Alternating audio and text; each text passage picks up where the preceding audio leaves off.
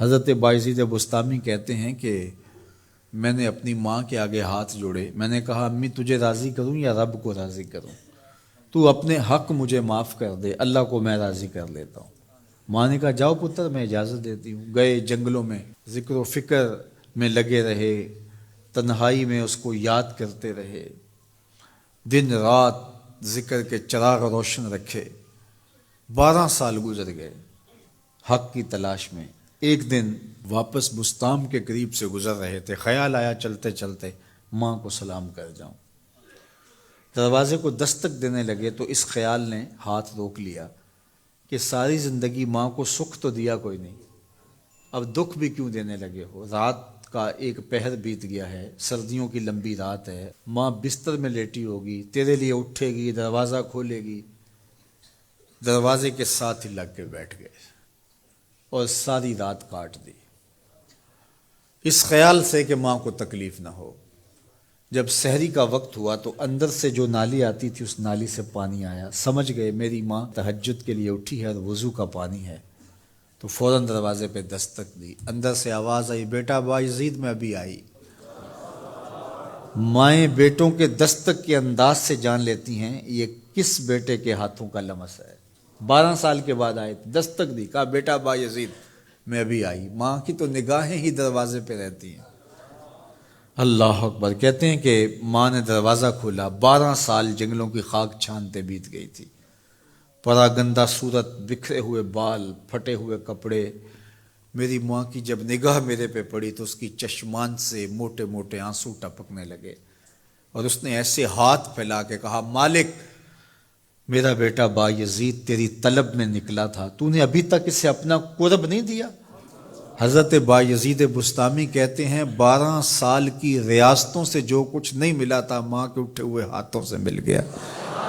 میں نے کہا مالک میں تجھے کہاں ڈھونڈ رہا ہوں، تو کہاں موجود ہے؟ تو ماں باپ کی رضا اللہ کی رضا کا دروازہ کھولتی ہے۔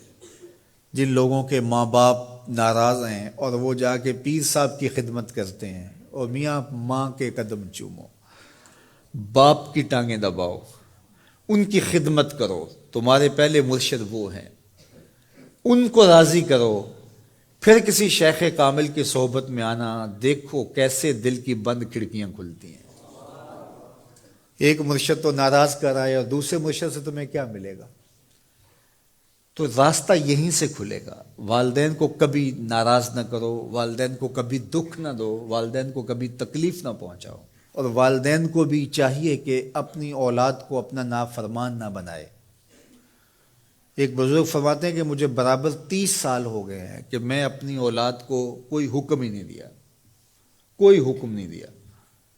کوئی چیز مجھے چاہیے بھی ہوتی ہے تو میں بصیغہ امر نہیں کہتا، بلکہ ایسے ہی بات کر رہی ہے۔ پانی چاہیے تو یہ نہیں کہتا بیٹا پانی لے کر آؤ، میں ویسے ہی کہتا ہوں پیاس لگی ہوئی ہے، تو اگر وہ سمجھ جائے اور وہ خود لے آئے تو اچھی بات ہے، لیکن اگر وہ نہ لائے تو میں نے اس کو حکم ہی نہیں دیا، امر ہی نہیں کیا، تو اس امر کی مخالفت ہی لازم نہیں آئے گی۔ تو کہا 30 سال برابر گزر گئے ہیں، میں نے اپنی اولاد کو حکم نہیں دیا کہ کہیں وہ میری نافرمان نہ ہو جائے، چونکہ اگر وہ نافرمان ہو گئی پلے کچھ نہیں رہے گا۔ جو اولاد ماں باپ کی نافرمان ہوتی ہے وہ ہوا میں بھی اڑیں، وہ چرخ پہ بھی جھولیں، وہ زمین پہ گرنے والی ہوتی ہیں، کبھی کامیاب نہیں ہو سکتی وہ اولادیں جو ماں باپ کی گستاخ، بے ادب اور نافرمان ہوتی ہیں۔ وہی اولادیں سرخرو، کامیاب اور کامگار اور بامراد ہوتی ہیں جو ماں باپ کی خدمت کرتی ہیں، ماں باپ کی دعائیں لیتی ہیں۔ وہ ایک بچہ ماں باپ کے پاؤں دبا رہا تھا، تو ایک بچہ ایک بر اعظم میں، دوسرا دوسرے بر اعظم میں، تیسرا تیسرے بر اعظم میں بڑے بڑے کاروبار کر رہا تھا۔ تو کوئی اس کا دوست ملنے آیا، اس نے کہا کہ اس نکمے کو بھی کہیں بھیج دو، فلاں جو ہے وہ یورپ میں ہے، فلاں امریکہ میں ہے، وہاں اتنی بڑی کمپنی اس نے کھولی ہوئی ہے، اس نکمے کو یہاں بٹھایا، اس کو بھیج دو، یہ تو نکمہ کسی کام کا نہیں۔ کہا یہ نکمہ ہی تو میرے کام آ رہا ہے، کہ نکمہ ہی تو میرے کام آ رہا ہے۔ تو اولاد خوش نصیب ہے کہ اپنے ماں باپ کی خدمت کرے، اور ان کے ساتھ حسن سلوک کرے۔